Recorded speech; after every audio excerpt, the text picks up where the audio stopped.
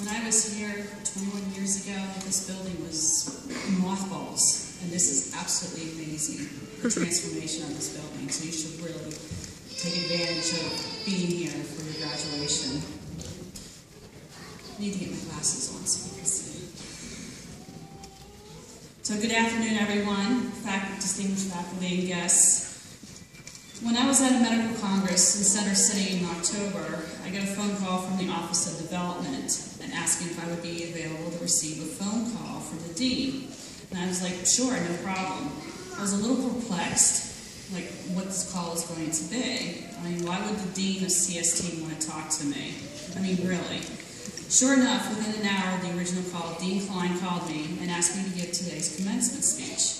I said sure without even thinking, chatted with him for a bit, and we hung up the phone. You know what I did next?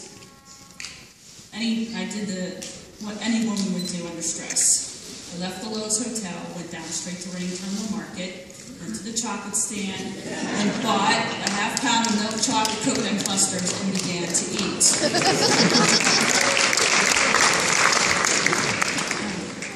After my binge, the sweet satisfaction went away as I began to process, what was happening. Why was I chosen? I mean, I'm not Bono, I'm not Oprah, I'm not a Nobel laureate, I'm not Rajesh Kuthrapali, I'm not the inventor of Lipitor. I'm just Michelle Bessett, or Michelle Mirgo when I was graduating here 21 years ago.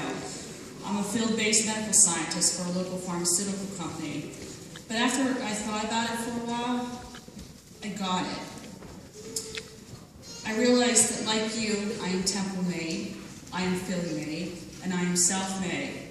And this is why I'm here today. I graduated from Temple 21 years ago in a small mid-year graduation just like this. I was just down the street at Mitten Hall from the College of Arts and Sciences, which is the predecessor of CST today. And Peter Lear Kors was actually my president of the university at that time. I lived in the Biology Life building, I lived in Barton and Beery halls, and I studied in the alcoves of Weiss Hall. Lived with numerous and very interesting roommates at the Towers for a couple years. I've been there, done that with all the typical college antics. Spring flings back then were legendary, but I never lost focus on my studies. As I thought about what I could talk to you today, I realized I don't remember anything from my graduation at Temple. My goal today is to have you remember at least one thought or statement that will help guide you. I remember all the fun at Spring Fling. Go figure. Maybe I should make this fun talk. Who knows? Being a list maker helps me keep my work and home life in check. Juggling family, work, travel, and activities, I can't survive without them. I want to give you first some practical advice that you can use throughout life. A short list of items to take with you onto your next adventure. And then I will review another quick list of items. You can call them Michelleisms or whatever you want to call them afterwards. It's those little pearls of knowledge that I picked up along the way that should be or could be helpful for any occasion. So here we go. List item number 1. You have to work it. I know there's much press out there, and Dean Klein had touched on it briefly, but the issues out there in the press discussing college graduates who are without jobs and have mounting student debt. And I get that. The job market has changed so much since I left school. Back then, jobs appeared to be easier to find. But when I look back after my college years, who's ringing their phone? Now, usually before I give a talk to a scientific talk, I have everyone raise their phones, and I have them push the vibrate button, and then they can put it back down. And you won't have that issue. Now I completely embarrass her, but that's okay. So back to the jobs. Jobs were easier to find, it seemed like 20 years ago. But when I look back at my college years and even after graduate school, I was close to $60,000 in debt with college loans. I was trying to pay my bills, my living expenses, and my credit card debt. I was in the same boat as what many students are today. I had no money and I was in debt. So you know what I did? I just worked. My first job out of Temple hardly paid much. It was around $9 an hour. So I lived with a roommate to help keep expenses down. I worked all through graduate school, did nights, I did the weekends, and after graduate school, my first job, which I absolutely loved, actually paid less yearly than my total student loan debt. So I also had to work part-time to help stay ahead and actually have some money to spend on me for a change. I worked, and I slowly paid down that extensive loan. Not until only 5 years ago, I paid off all my student loans. I did it, and it took a while, so please don't get discouraged. You have to remember your student debt, if you have it, is an investment in your career, and you will reap the rewards of that investment as you journey through your working career, and you will more than make back the money that you spent on education. My husband owns a demolition company, and he always tells me you have to spend money to make money, and I really believe that's true, and even in education. So just go to work. Even if it's not your dream job, take advantage of what that job has to offer and all those work and life skills and pay those bills. You will get there. So now why am I saying all this? Well, this brings me to my second list item. Build that resume. All those jobs that you had helped pay off your student loans, pay off your everyday bills, get through graduate school will all be worth it in the long run. With each job, good and bad, there's always something to be learned. Those are the work and life skills that I'm talking about. Even in those bad jobs where you may have made mistakes, don't look at it as something that I won't do that again, as an opportunity to say, what did I learn today? Every job that you will have will equip you with some tool for the next job, skills of which you may not be acutely aware. You may have worked on a team setting, so you're going to learn those dynamics on the job. Another job may have you isolated in a cubicle, and you're playing that prairie dog with your workmates, but you learn to be attentive and respectful to your surroundings and pay close attention to what you say. And you've also learned how to mature in that type of work environment. Along with those intangible skills, the resume that you're going to build should include the major job functions, and you all know that, but also the special projects too with each job. Mention what you were responsible for and how your position positively impacted the department or the company. These project skills are so important for the next job. They really reflect the value of your contributions. My first job out of college was being a laboratory technician at the Wistar Institute here in Philadelphia. Like I said, the job didn't pay much, but I learned so much about the inner workings of a real research facility. I learned how to run experiments, I gave scientific presentations, and I basically ran the lab for my boss. This is not what I wanted to do for a living, but to this day I'm so thankful I had that job. We often refer to basic clinical research in my current position, and I'm glad I developed those skills as well as that vocabulary from the first job. Remember that that resume or that CV, and most of you will have CVs, that you are building will tell a story of who you are. It's usually the first topic of conversation when you're with a prospective employer. When your employer makes that investment to hire you, he or she's going to channel those learned applicable skills to a new position. So what I'm really saying in a nutshell is that every job listed on your resume has been and will be important to your professional development, whether you realize it or not. So work it and build that resume. Now to get these jobs, to pay your bills, to develop your career, and build that resume, you need to have a good interview. You need to own the interview. And I'm stressing own. And this is my list item number 3. I've interviewed many people over the years from pharmacy technicians, potential colleagues, and to directors to whom I would report. And I'm still surprised to this day, especially for high-paying positions where the interviewees are just clueless. And I'm dead serious about this. They don't know much about the company, they don't understand the position in which they're interviewing, and they're unable to articulate their strengths. You need to own that interview when you go to an interview. Really prepare for it.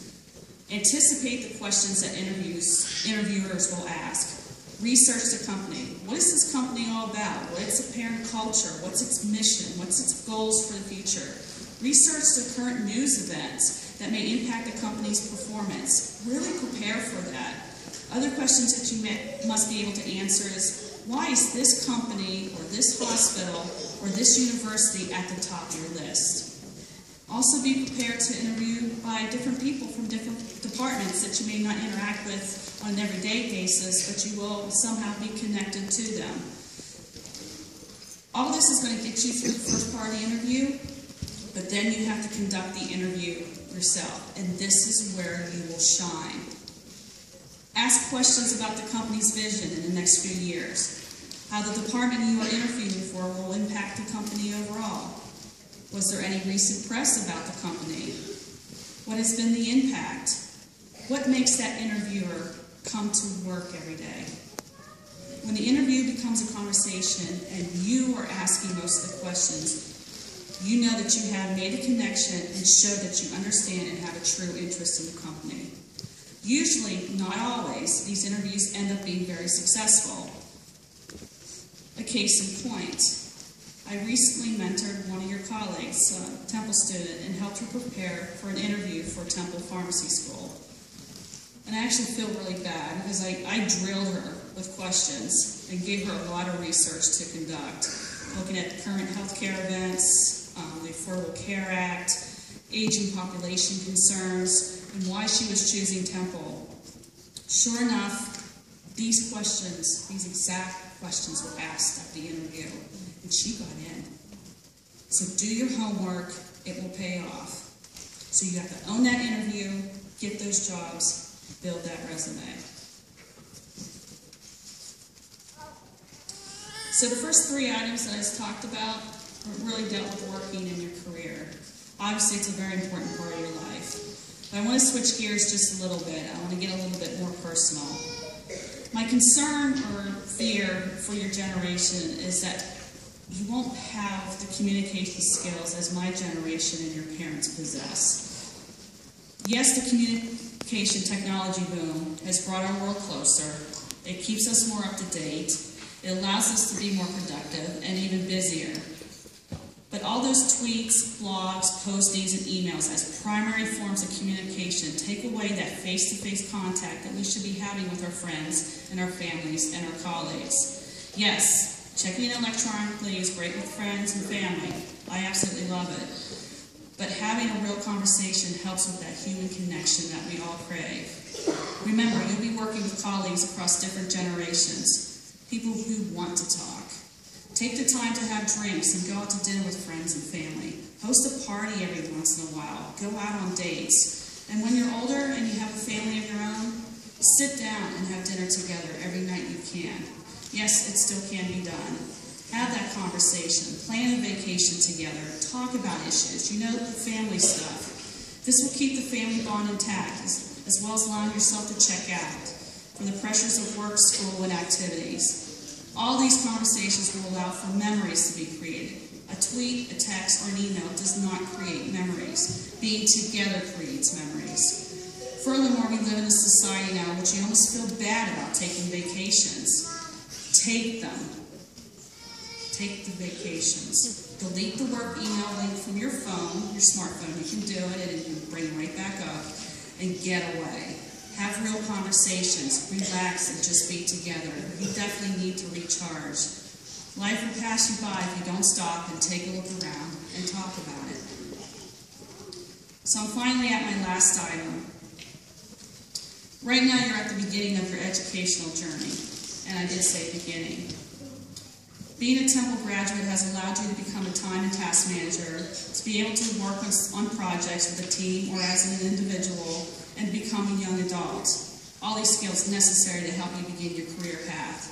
Sure, some of you have picked up the necessary skills to have a job right after graduation, but many of you will go on to graduate school of some kind, whether it's medical, dental, allied health, or graduate school for a master's or PhD. Continue your education even if you're all done. There's always room for improvement in a career and keeping your brain fresh. Take part-time classes to broaden your knowledge base.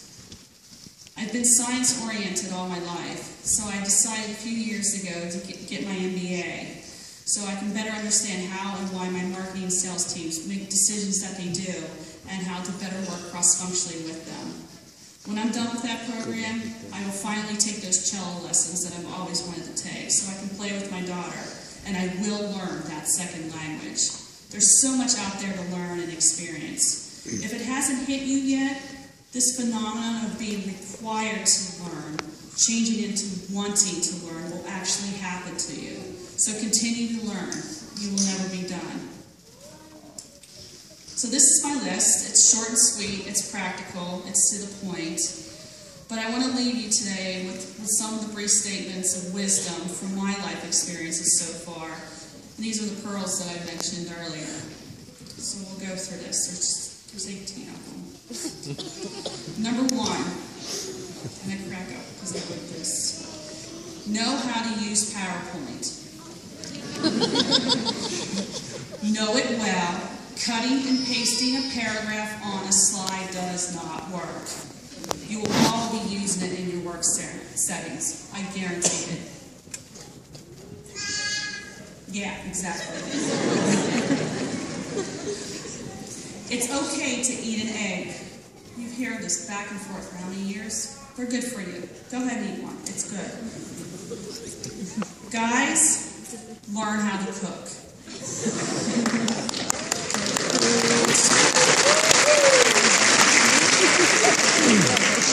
It's actually a very attractive skill to have.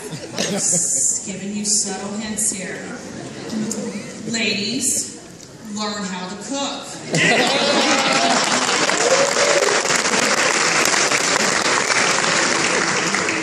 Schwann's meals do not cut it. Open a door for a stranger. You'll be amazed how kindness makes you feel. Especially more today, if you have them or when you have them, hug your kids. It's okay to say, I don't know, let me get back to you. It's okay to stick your neck out when you have something different to say. And this is so important in a work environment.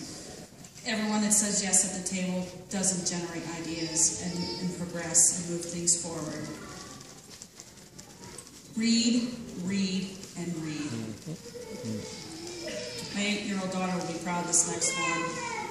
Angry Birds Star Wars version rules. It does. Oh my gosh, I love it. This one's a little personal. It's okay to take a beta blocker before a big talk. It really works. If you listen to interviews of singers and actors before they go on stage, you'll be amazed who gets nervous before going up on stage. Go outside your comfort zone every once in a while.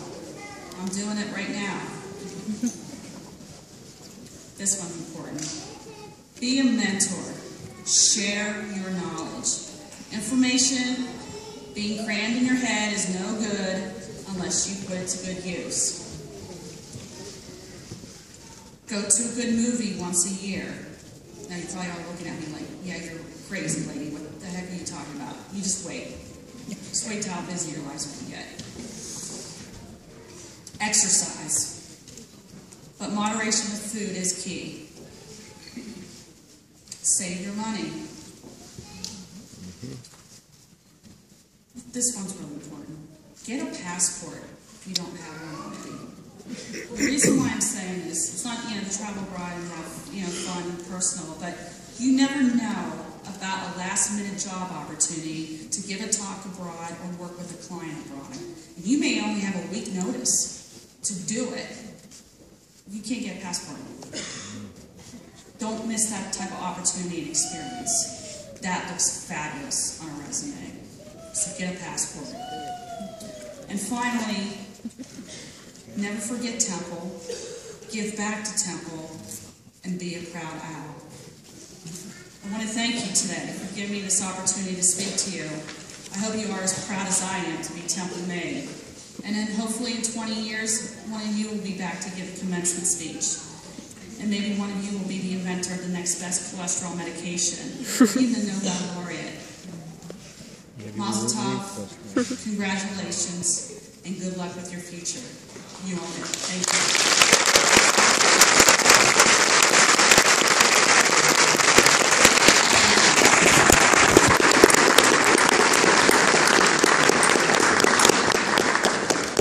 So that was terrific advice. I hope you've all committed it to memory. It's a small gift. from the college. Thank you for inspiring our graduates.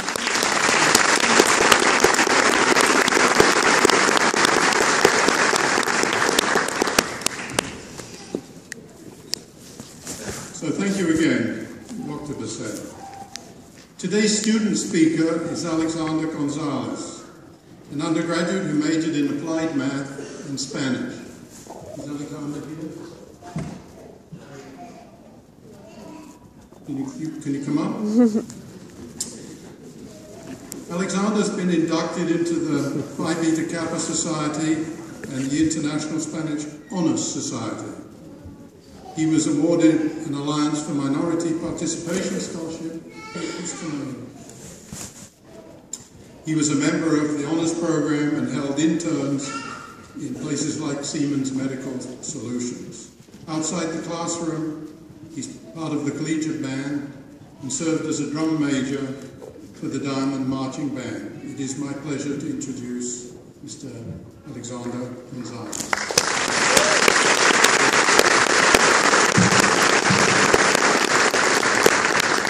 Good afternoon.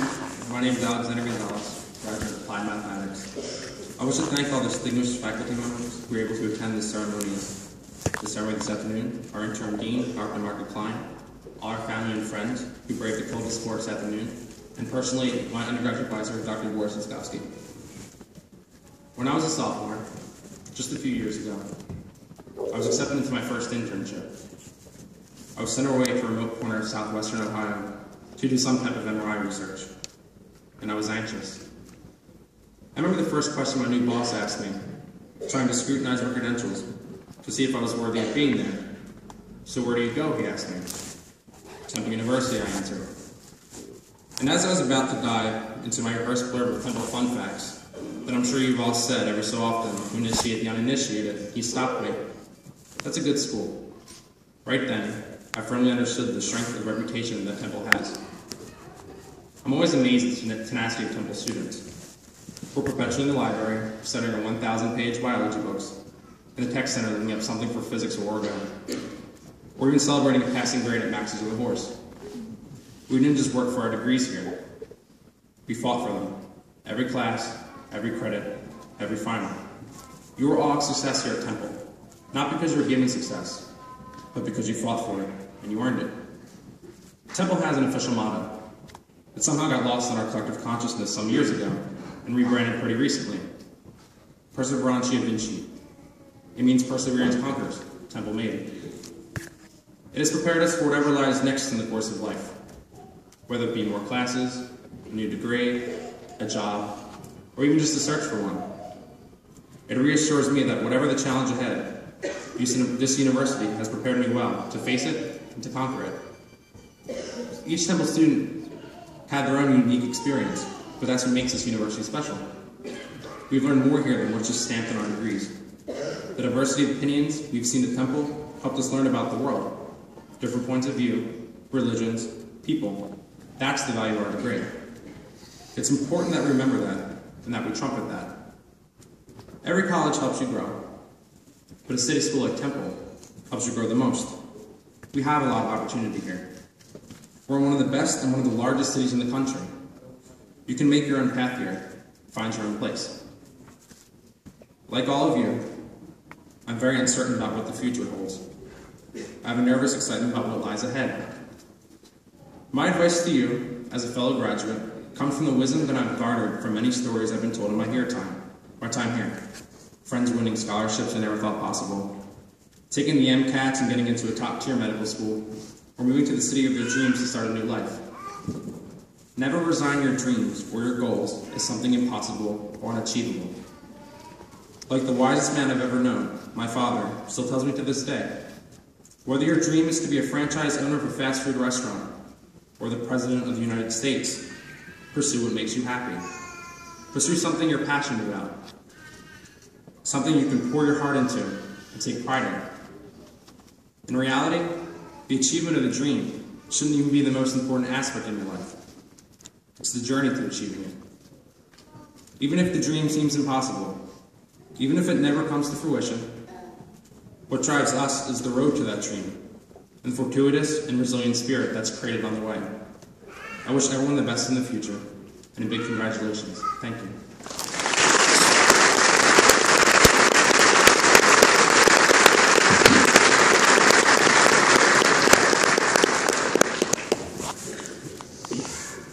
So we've reached that important part of the program where we're about to confer degrees on our graduates. As we do so, I ask parents